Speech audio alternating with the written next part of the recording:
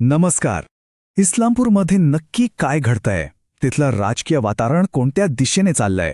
झालेला पराभव ही एक धोक्याची घंटा होती की भविष्यातल्या विजयाची तयारी? आज आपण याचाच आढावा घेणार आहोत.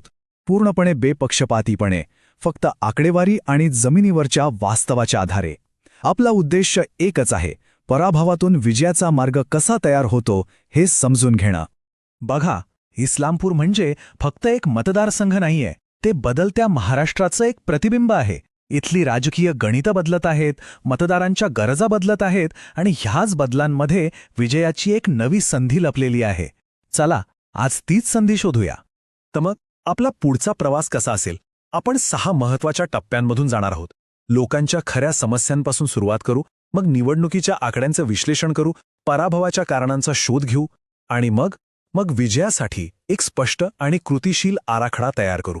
चला, सुरुवात करूया सगळ्यात महत्त्वाच्या भागापासून, कारण कोणतीही निवडणूक फक्त आकड्यांवर नाही जिंकली जात. ती जिंकली जाते लोकांच्या समस्या समजून घेऊन, त्यांच्या जगण्याला स्पर्श करून. पाहूया इस्लामपूरची नाडी काय सांगते.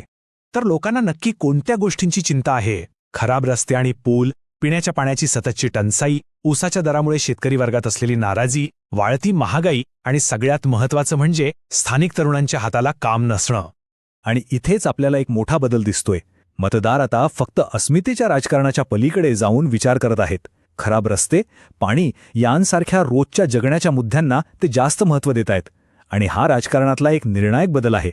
एक गोष्ट लक्षात घ्या की ह्या फक्त तक्रारी नाहीत. खराब रस्ते किंवा पाण्याची टंचाई या गोष्टी थेट नागरिकांच्या सन्मानाने जगण्याच्या अधिकाराशी जोडलेल्या आहेत. आपलं सार्वजनिक जीवन हे माहितीपूर्ण आणि जबाबदार संवादावर टिकून आहे. आणि हे घटनात्मक मूल्य जपणं हीच तर लोकशाहीची खरी कसोटी आहे. चला, आता जमिनीवरून आकड्यांच्या विश्वात जाऊया. मागच्या 7 निवडणुकांचा डेटा आपल्याला एक गोष्ट सांगतोय. तो म्हणजे एकेकाळी महाविकास आघाडीचा अभेद्य मानला जाणारा किल्ला, त्याला तडे का आणि कसे जात आहेत. 2004 साल महाविकास आघाडीला तब्बल 74.43% मतं मिळाली होती. विचार करा, हा त्यांच्या ताकदीचा सर्वोच्च बिंदू होता. हा आकडा लक्षात ठेवा, कारण इथून पुढे चित्र पूर्णपणे बदलत गेलं. या टेबलकडे नीट बघा. ही गेल्या 7 निवडणुकांची संपूर्ण कहाणी आहे.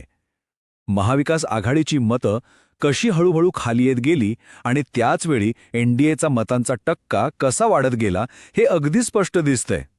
हा एक शांतपणे पण सातत्याने घडणारा बदल आहे. हे चित्र तर सगळंच स्पष्ट करतंय. फक्त 20 वर्षांमध्ये महाविकास आघाडीचा मतांचा डोंगर 74% थेट 51% आला आणि त्याच काळात एनडीएने 45% मजल मारली. हा फक्त बदल नाही, हे राजकीय भूकंपाचे संकेत आहेत. तर मग 2024चा निकाल हा फक्त एक पराभव नव्हता, तो एक इशारा होता, एक वेकअप कॉल होता. या धक्क्यामागची नेमकी कारणं काय होती याचं आता आपण विश्लेषण करूया.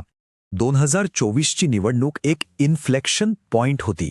म्हणजे असा एक क्षण जिथे अनेक वर्षांपासून सुरू असलेले प्रवाह एकत्र येतात आणि एक मोठा बदल घडून आणतात.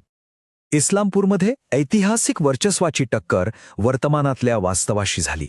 या पराभवामागे 4 मुख्य कारणं आहेत. 4 सिस्टमिक कमजोरी.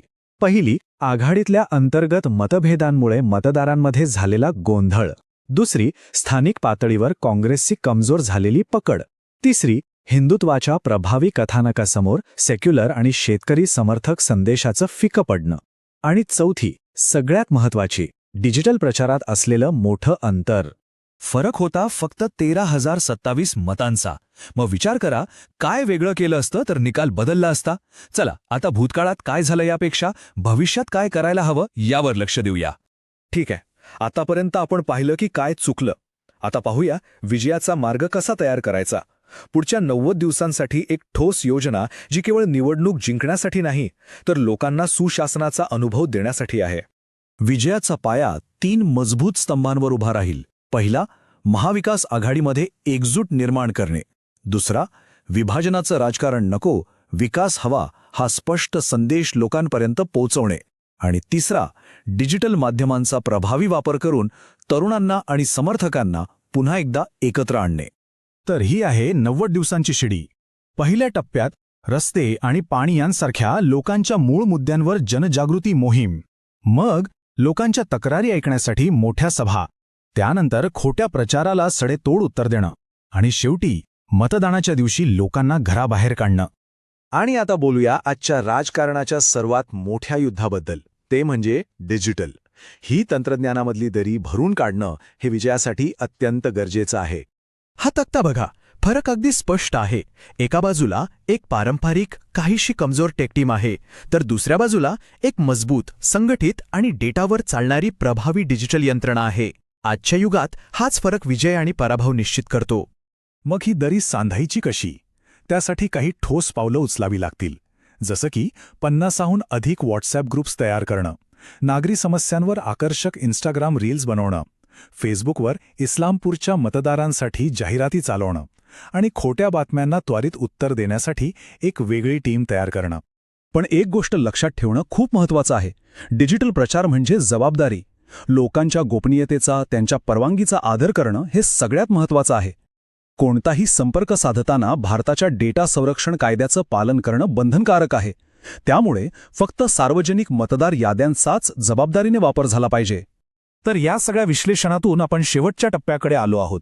यातून एका लोकाभिमुख म्हणजेच जनतेला आपलंसं वाटणाऱ्या नेतृत्वासाठी कोणता दृष्टिकोन समोर येतो ते पाहूया. विजयाचा संदेश अतिशय स्पष्ट आणि सोपा आहे.